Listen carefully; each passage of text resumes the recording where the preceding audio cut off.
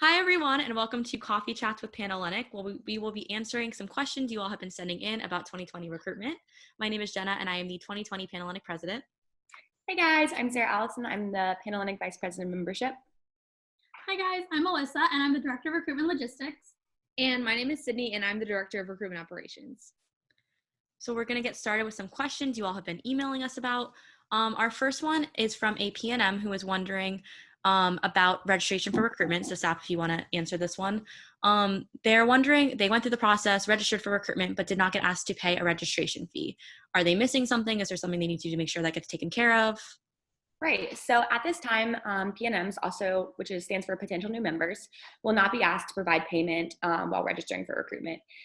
Due to the ever-changing nature of COVID-19, we are assessing the recruitment experience to determine what changes might be necessary to our operating expenses, which in turn affects the cost of recruitment.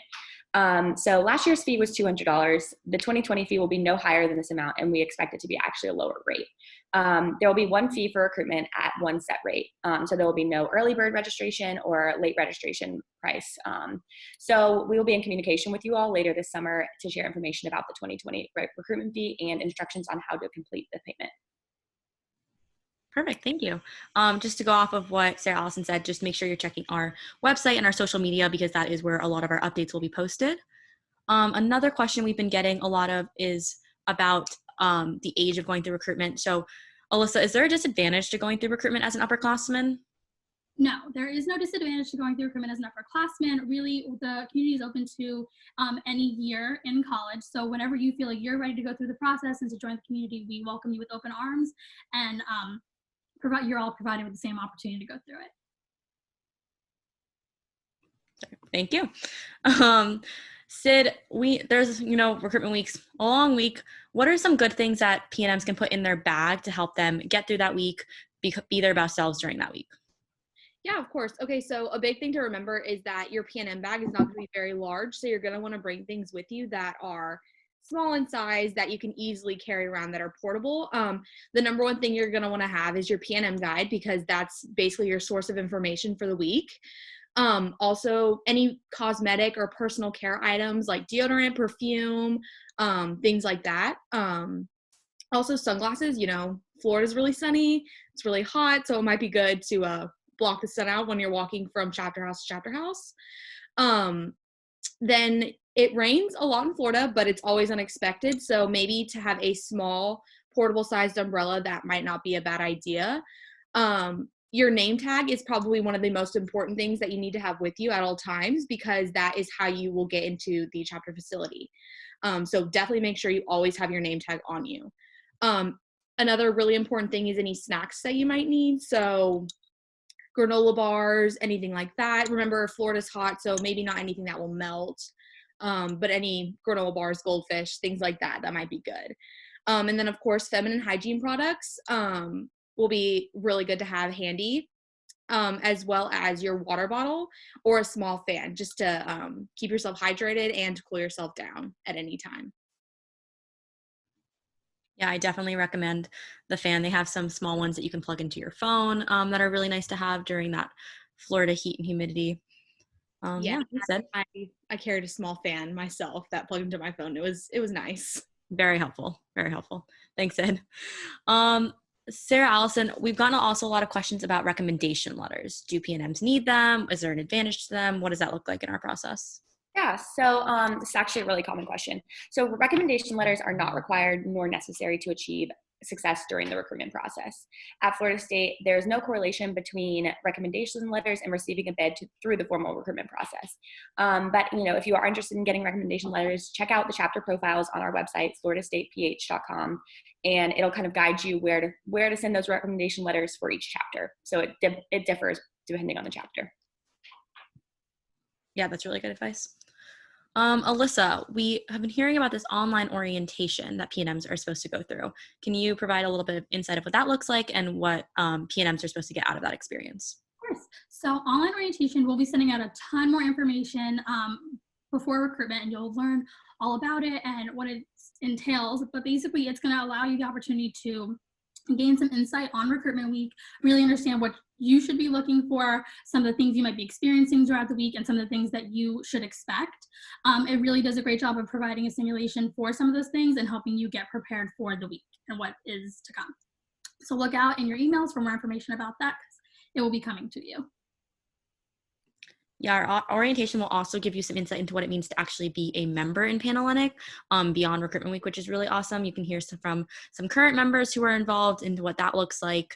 So keep an eye out for that. Really exciting. Sid, what are some, we've heard a lot about this PNM number that potential members receive when they register for recruitment. Is there any significance to that number? Does it matter if you're 1 versus 1,400? What does that look like?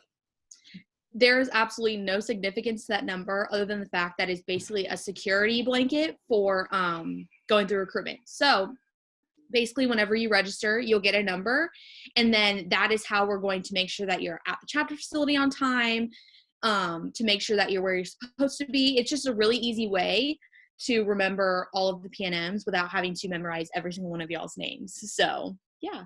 But there's no significance to that number at all. I know there's a lot of rumors and myths that go around saying that, oh, it's better if you're 1 or it's better if you're, a certain number. But nope, there is no significance to that number at all. So, yeah. And along with the PNM number, you're actually put into a group, and those groups are completely random. And we do our best to make sure that you're getting put in a group with women that you don't know, maybe from different areas all over the country. So we do our best to put you in random groups. Perfect. So those groups actually are led by a recruitment counselor. So actually everyone on this call was a past recruitment counselor. So if anyone wants to give a little insight on what that is and what that woman's role is throughout their process. So basically, a recruitment counselor is a role model, someone for you to look up to during the process. They're someone that you can go to for anything. They're trained to be able to talk to you in confidence about what you're feeling, what your thoughts might be about. So you can always go to them for like a resource or just someone to talk to if you're stressed about the week. So, yeah. So outside of the week of recruitment, we get a lot of questions about what it actually looks like to be a member of the Panhellenic community. I know we talked about how we talk about this a lot in our online orientation, but Sarah Allison, if you just want to give a little brief insight about the time commitment it takes to be a member of the community, what that maybe that new member time period looks like, a little bit like that. Yeah, so as a new member, your time commitment's probably going to be a little bit heavier. You're going to be attending what's called new member meetings in your chapter. So these will be with your new pledge class or your new member class and some of the older members of your chapter. And basically in these, you're going to be taking some time to get to know the history of your chapter and getting to know other women in your chapter and just spending time with each other, getting to know one another. And along with that, you're also going to be attending meals at the house. That's a great way to get to know people and spending some time doing some other things like sisterhood events, sisterhood retreats. So yeah, that's kind of what the new member process looks like. Yeah. Yeah, perfect. Alyssa, are new members able to get involved when they're just joining their chapter? Do they have to wait till they're juniors or seniors? What does that look like? So no, you definitely don't need to wait till you're a junior or senior to get involved within your chapter or the Panhellenic community. There'll be a ton of opportunities and options for you once you join your chapter. A great way that you'll be able to learn more about them is by attending those new member meetings that staff mentioned earlier. You'll have a new member educator who will be able to inform you of all of the opportunities that your chapter and Panhellenic has to offer. Yeah, Panhellenic actually, this will also be shared in our online orientation, some different involvement opportunities, but we have a lot of leadership opportunities for new members, whether it's CORE, which is our 5-week new member education program where you're able to meet members from all 17 chapters, grow your leadership abilities, learn a lot more about yourself. It's really awesome. And then from there, we have the opportunity to go to New Member Institute, which has members from all 4 grade councils at FSU. And it's a 3-day leadership training institute, which is incredible. All of this information is on our website on floridastateph.com and will be shared in our orientation. Sid, would your chapters have any academic requirements, or is there a time commitment with that? What does that kind of look like for new members or just members in general? Yeah, so obviously academics are very important in the Panhellenic community. It's something that we pride ourselves on for sure. There are some chapters that have some GPA requirements, but all chapters have study hours usually during the week. So that's a really good way to not only meet other women in your chapter, but also just like have a place to go and study and sit down and do your work and things like that. There's also certain chapters do kind of like major mentors. So you have someone that's an upperclassman that might be in the same major as you, and you can go to them to ask them questions, to get any information about your major. Maybe if you're iffy or you're thinking about if you're undecided and you want to talk to someone who's in a major that you're interested in, you could always go and talk to them. So that's awesome as well.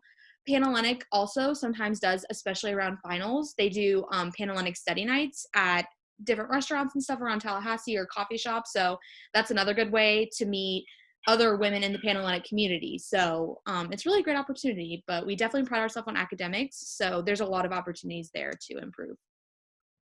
Yeah, we had a study night at Maple Street Biscuit, which was my favorite Panhellenic event of the year. Love that event. So keep an eye out for different things like that we have throughout the semester. Yeah. Well, thank you everyone for coming to our coffee chat. Thank you to our recruitment staff for answering all of our questions. Keep an eye out. We will be doing more coffee chats in the future where we will be answering more questions. Feel free to reach out on our website with any other questions you do have. That is at floridastateph.com, and follow our social media to get any updates on recruitment. Yeah. Thank you, everyone. Bye, everybody. Bye.